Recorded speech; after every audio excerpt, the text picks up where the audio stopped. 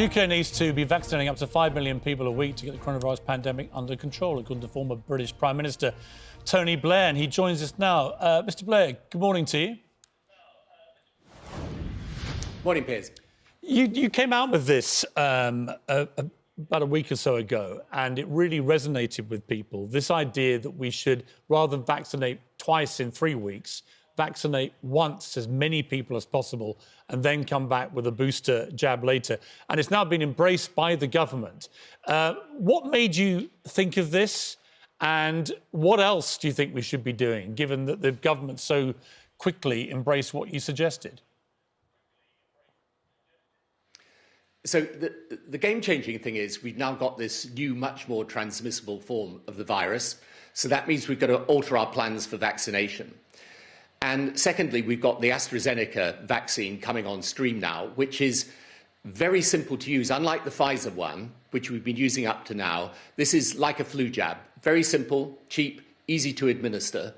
And we should be getting much, much more of it on stream over the coming weeks. So you've got two questions. You've got the supply of the vaccine, and then you've got the capacity of the system to use whatever vaccine and get it swiftly into people's arms and get the jab done. And so what we've done today is suggest both how you improve the supply side. So we reckon you could get up to 3 million a week by the end of January, 4 million a week by the end of February, 5 million a week in March.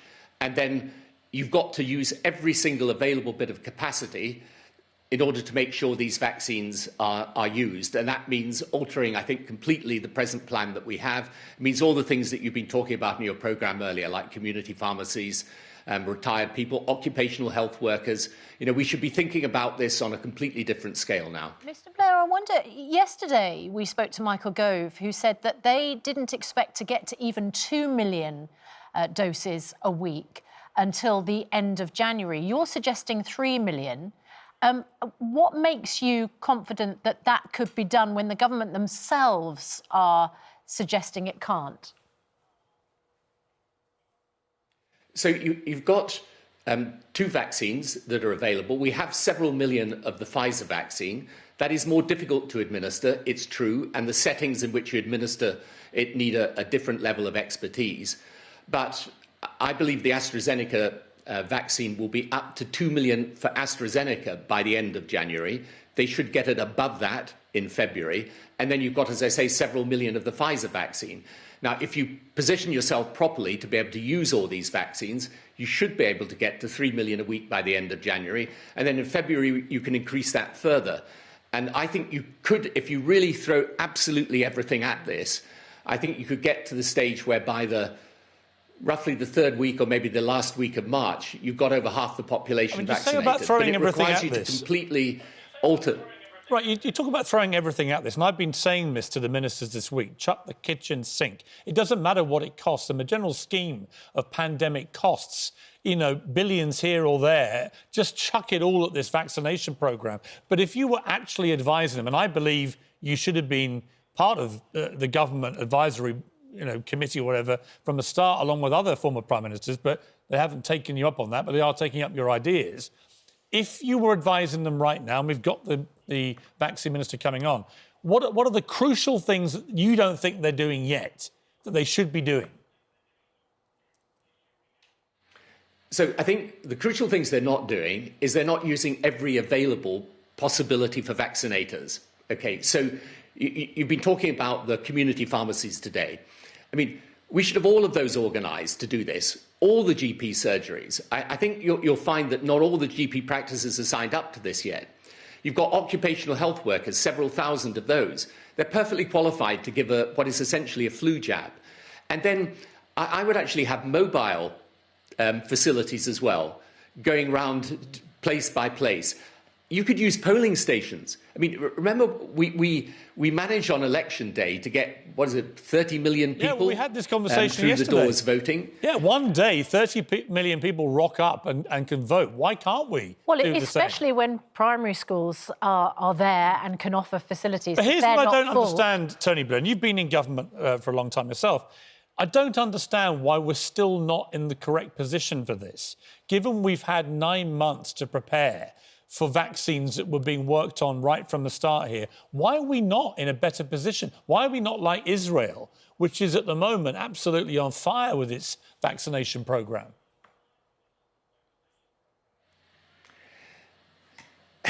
I don't know, because I think the problem is we've always been somewhat behind the curve and we need to get in front of it. And we've got the opportunity with the AstraZeneca vaccine. And this is, British-created vaccine.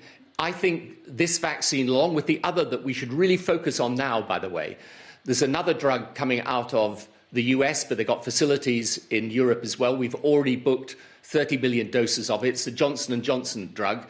That's very similar to AstraZeneca. In other words, it's a simple jab. It's like a flu jab. They should get their clearance by the end of January, early February. We need to get that shipped as well, because if we do that, we can get that along with the AstraZeneca one, and possibly there's another one called Moderna that's coming on stream. We need to be ramping all of this up, and we just need to go on to a completely different footing with it. I mean, you see, with the simple to use and administer vaccines, there's really no reason why you don't need a very complicated system to do it. I mean, I get a flu jab every year and I get it at my local pharmacy. Yeah. It's not complicated. You see, the trouble is that the government dragged its feet over testing, over PPE, over masks, over care homes. Too often it has been, and of course with lockdowns, too often it's been behind the curve. I think so many people think, come on now, when it comes to the vaccine, now is the time to, as we've said, throw everything at it. The fear is that they will do exactly what they've done before, and they won't. You are saying a lot of shoulds. They should do this, they should do that. I don't understand why they wouldn't in this situation.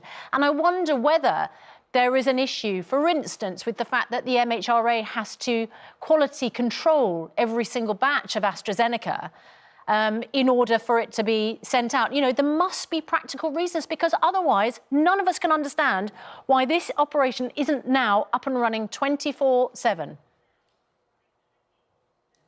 Yeah, no, it's a really good point, Susanna. So look, there will be issues. I mean, the MHRA on the whole, I think, have done a really good job. They're really good people. They're working flat out on it. But that's why it's going to take us 2 or 3 weeks to get to the full AstraZeneca strength of 2 million a week. Not this week or next week, but the week after, they should be able to get up to 2 million because the batches will be cleared. There may be a few bureaucratic glitches around that. We have to look at that. But I think if I was back in government now, what I'd say to the people who are helping me with it is, look, give me a plan by the end of this week to get up to 5 million doses by the end of February, early March. We know these batches are coming on stream.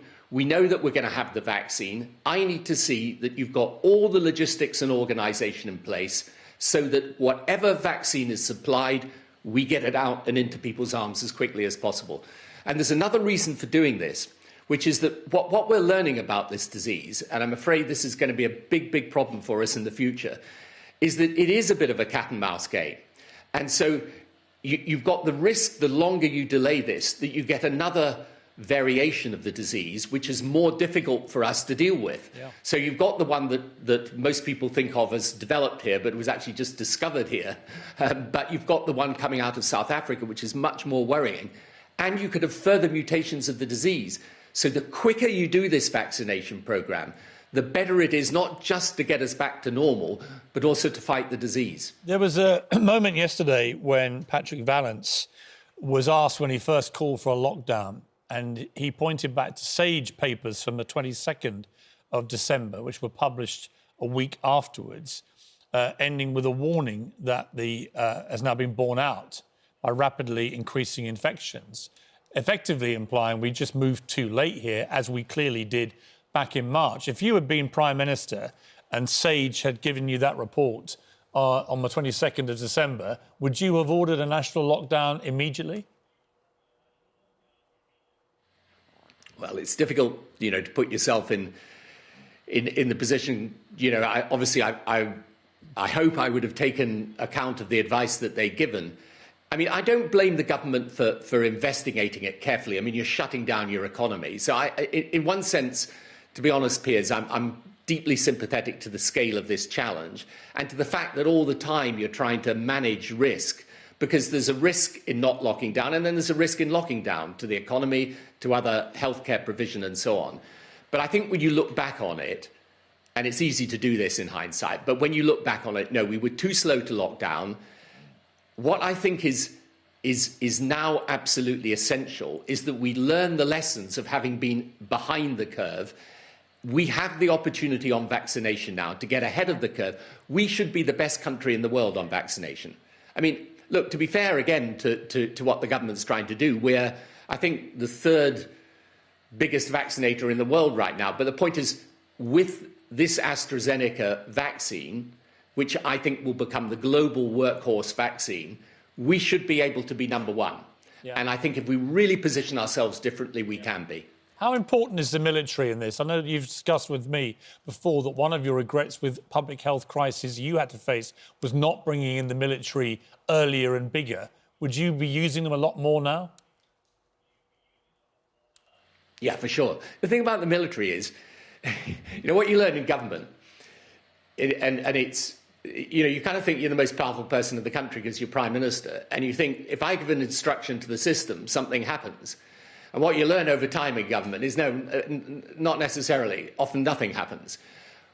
When you ask the military and they give an instruction, it happens. Yeah. And that's the difference. And so you accelerate your ability to deal with practical problems because they're used to a command and control structure. So someone says, go and deliver, you know, X thousand vaccinations, and the next day they're delivering it.